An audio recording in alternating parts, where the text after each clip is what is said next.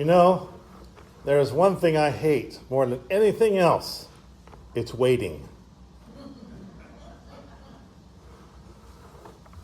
The funeral was last week, but already people are asking, is Ethel going to remain in that large house by herself? Or is she going to sell it and move to one of those fancy new assisted living facilities? Well, I don't know. I heard Jason and many others were laid off from the factory.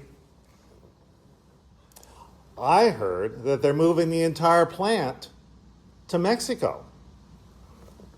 So if I were him, I wouldn't wait around too long. I'd be getting my resume ready to get another job, don't you think? The writing is already on the wall. Did you hear about Mrs. Jones' grandson? Well, I was listening to the police scanner the other day, and they arrested him on a DUI and brandishing a firearm. Can you just imagine how embarrassing that would be? And she's such a prominent member of the church.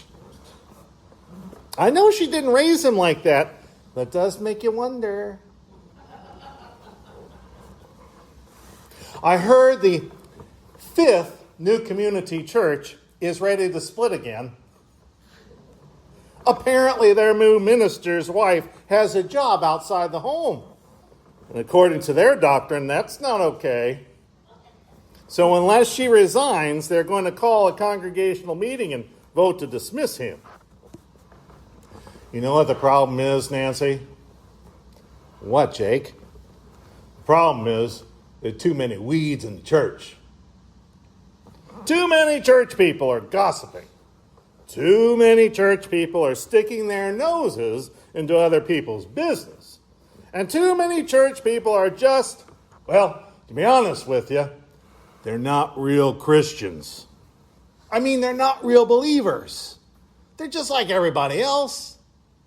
They just happen to like to spend their Sundays up there. There are people who go to church their whole lives, but they just don't understand God's good news. Well, what do you propose to do about it? Nancy, there's only one thing we can do at this point. We have to push up our sleeves. We've got to get down to business. We have to rid the world of these weeds. That's right. Jesus, just give us the order, and we will help you pull up some weeds. Because that's what's keeping us from reaching our full potential as a church. That's why our church isn't growing. Too many weeds. That's why our community is not growing. Too many weeds. That's why the world is so messed up right now. Just give us the order, and we can clean it up for you. Let us pull some of these weeds out, and then you'll see a great harvest for God. I wonder if some of us come to church hoping to dig up some dirt. You were just waiting for a moment like this to get your hands dirty. Not so fast, says Jesus. I just want to stop and recognize the fact that if Jesus had said, go pull up the weeds, how'd you feel about it? I feel pretty good, actually. And that's the problem with this text, isn't it? We kind of like it when Jesus is pointing out that there's an enemy that's done this. Daggone right, there's an enemy that's done this. Jesus, about time you woke up. About time you did something about this stuff. Let's get rid of the weeds. We've all been to the churches like that. I mean, anybody who's been to church knows that there's a bunch of weeds sitting there. Right? If I asked you, I bet if I told you, why don't you write down 5 weed people on a sheet of paper, put them in the offering plate for me, so we can take care of this matter, you'd have 5 people for me. You lose the congregation. What? Oh, Joe, you and I could hang out. Okay, maybe just me.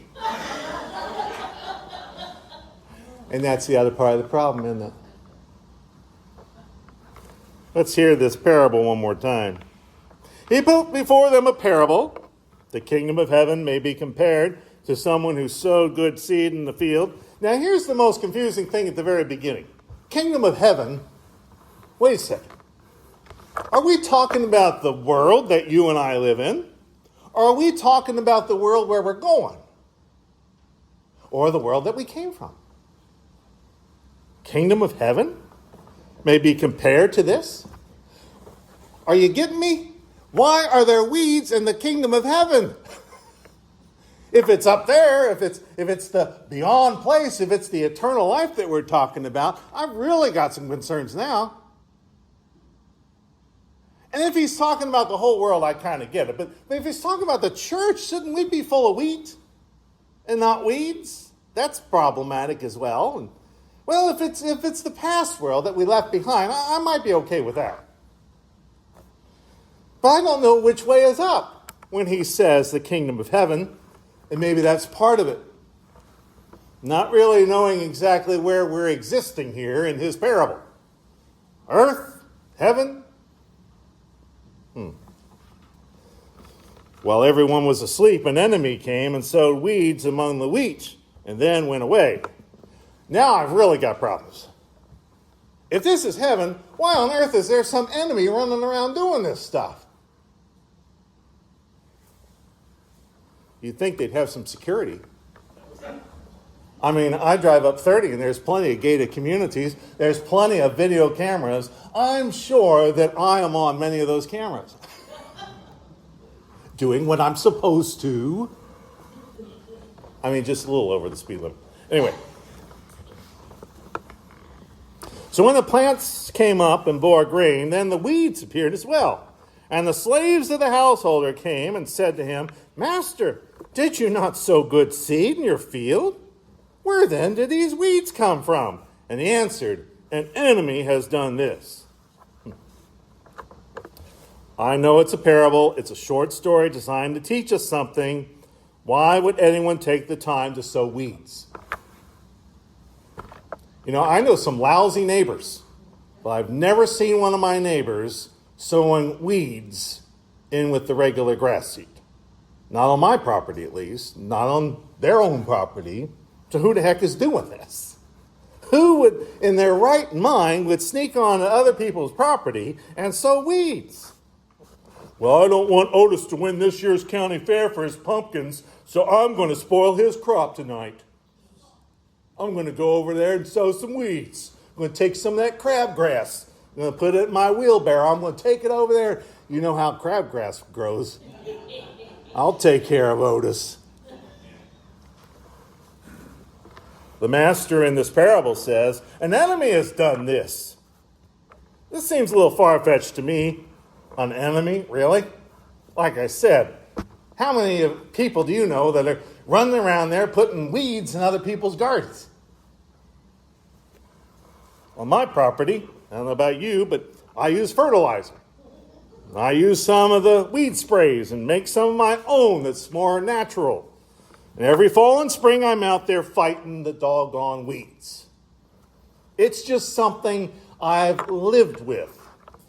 It's something I've anticipated and expect now to happen in fall and spring. Unless you get one of those chem lawns, and then it looks like AstroTurf. And then it all dies at the same time. You ever notice that? Anyway. There's no enemy sowing weeds. Weeds just kind of happen. The slave said to him, Then do you want us to go and gather them? But he replied, No, for in gathering the weeds, you would uproot the wheat along with them. Let both of them grow together until the harvest, and at harvest time I will tell the reapers, collect the weeds first and bind them in bundles to be burned, but gather the wheat into my barn. Okay, I went over to Lowe's to check on this sermon. And they tell me they sell so much weed spray, they can't keep it on the shelves in the fall and spring. I went to the farm and seed store, And they told me it was a mistake to just leave weeds alone. Told them what I had, and they said, oh, you've got to get rid of the weeds. Doesn't matter what crop you had, they told me. Those weeds will strangle it out. You really have to control the weeds, or eventually you won't have a crop. So all I'm telling you, people, is apparently Jesus cannot be trusted with some of your agricultural decisions. He was not a very good farmer. I don't know how good he was as a carpenter. You notice we have no reviews. So what's he talking about? He's talking about you. Look in the mirror. I did this day, and you know what usually happens? I go to the mirror and I look in there and I go, gosh, who's that good-looking guy? Hey, now stop it. I look in that mirror, I go, who's that? Oh, wait a second. This thing's usually crooked. Usually it's all screwed up in the back. And by the time I walk out here, Grace is somebody has to fix me up so I look presentable for you people. What I'm trying to tell you is that usually when I look in the mirror, I see what you see. Somebody that's kind of messed up. Aren't we all a little messed up?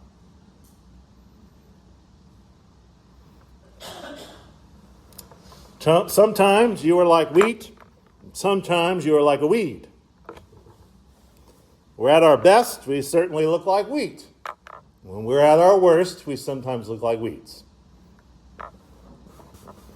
And every once in a while, we go to thinking, you know what? We got to pull those weeds out. We should follow the advice of Lowe's and Farm and Fleet and all those other places and do everything in our power to kill those weeds. Then we'd be a stronger church. And then Jesus comes along and says, look in the mirror. Look at the pictures. I got them here somewhere that I showed the kids.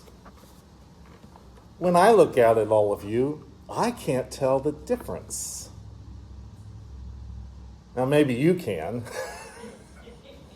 But I'm just telling you from my vantage point here, I can't tell which one of you is wheat and which one of you is weed. And there are days in which I kind of think you're both. And maybe there are times in which you look up here and you go, man, you know what? There are times, Pastor, we can't tell either. You see, I'm thinking that maybe the church doesn't have a weed problem. The church has a time problem. Jesus seems to be saying here, the problem is that you all jump the gun.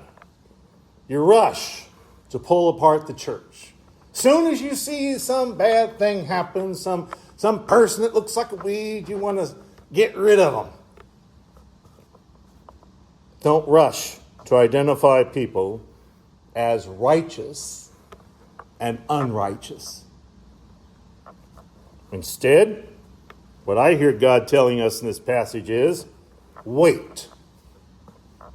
Wait. And you know what happens? Invariably, that weed looks more like wheat the next day. Or vice versa, I suppose. Maybe the best advice we have in the life of the church so that we don't become the 6th new community church of High Ridge is to leave it alone.